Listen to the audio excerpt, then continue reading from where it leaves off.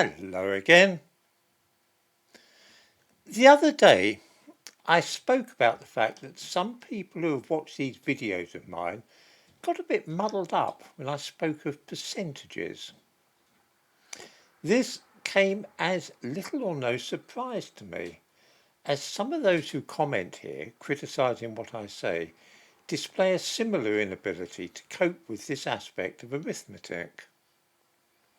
It is of vital importance, though, when discussing any possible links between ethnicity and crime, nationality and intelligence, and various other controversial topics which I touch upon here.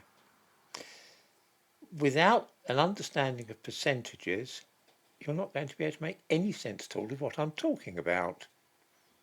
Let me explain why this should be. I will begin by stating something which should be plainly obvious to the meanest intellect, that nothing useful or true can be said about the intelligence or temperament of any individual person whom we encounter for the first time, whatever the colour of their skin, type of hair, or shape of eyes. The old-style racists who thought that all black people were inferior in intelligence to all white people were, of course, foolish and incorrect. There are black people whose IQ is greater than almost every person one is ever likely to meet, men and women with great minds who tower above the average intellect. There are also white people and Chinese people who are more dull-witted than almost any black African one will meet. These two facts alone dispose of the scientific racism which enjoyed a vogue in the 19th century and lingered on well into the 20th. The same, of course, applies to bizarre crimes. It is not the case that only black people or Muslims commit certain vicious or unusual murders. White English people carry them out as well. Think Yorkshire Ripper, for example. When I was speaking of terrible murders yesterday, somebody commenting here said that I had forgotten the great train robbery. That was in 1963, by the way, and that this somehow disproved what I was saying about modern crime. In the same way, if I talk about possible differences in average cognitive ability between ethnic groups, somebody will be sure to cite a very intelligent black person and feel that they have somehow countered the thesis which I am advancing. The reason for this misunderstanding is simple. If anybody was so foolish as to hold the belief that all black people were stupid, or all Muslims were dangerous fanatics, then of course all that would be necessary to destroy that argument would be to find a single clever black person or one peaceful and law-abiding Muslim of moderate views. Of course, nobody thinks anything of the kind. It is obviously not the case that all stabbings in London are carried out by black people, any more than it is so that all religious cranks in this country are Muslims. It comes down to a matter of proportion, which means really percentages. Let us imagine a few figures to see what I'm driving at here. Suppose we found that 1% of Christians were so fanatically dedicated to their religion that they would commit murder for it. There are such people, of course. There have been bombings in America at abortion clinics carried out by Christians.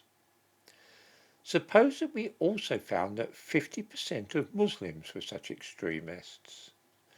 This would tell us something interesting, perhaps about the nature of immigration, or perhaps it would say something about the difference between the two religions.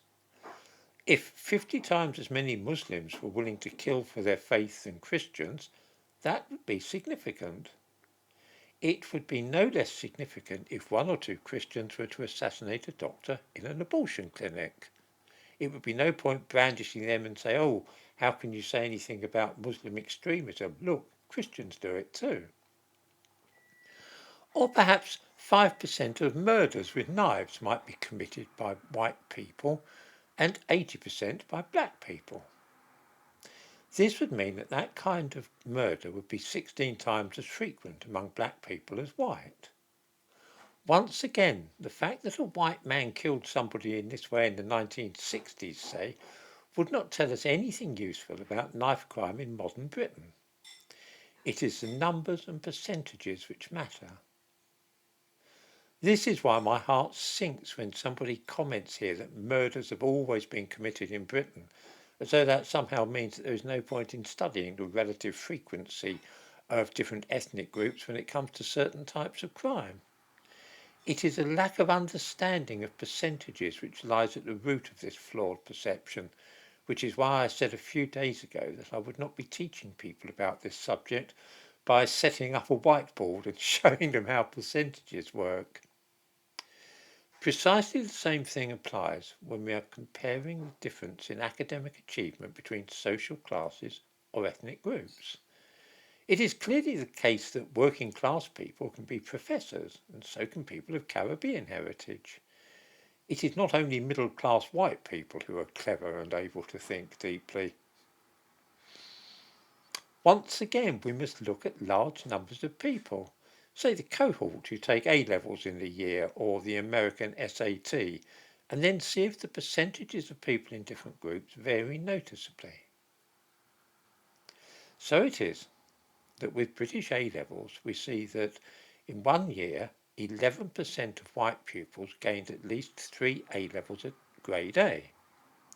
For black pupils, the figure was half as many, just 5.5% of those studying A-levels achieved at least 3 at grade A.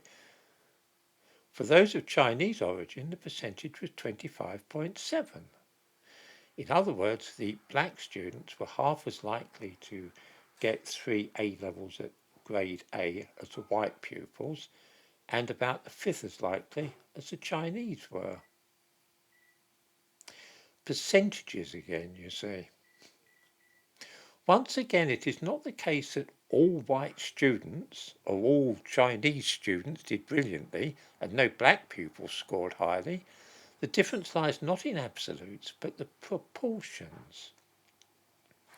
Perhaps the next time that somebody feels tempted to mention a single crime carried out by a white person or a brilliant academic who is black, they will pause before putting these cases forward as a refutation of what I have said.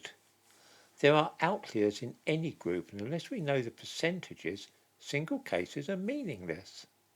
I would urge some of those who comment here in this way to learn about percentages. And that's pretty much all I have to say on the subject of percentages this evening. It's just that following on from what I was mentioning on the subject the other day, I thought it would be worthwhile just running through it again.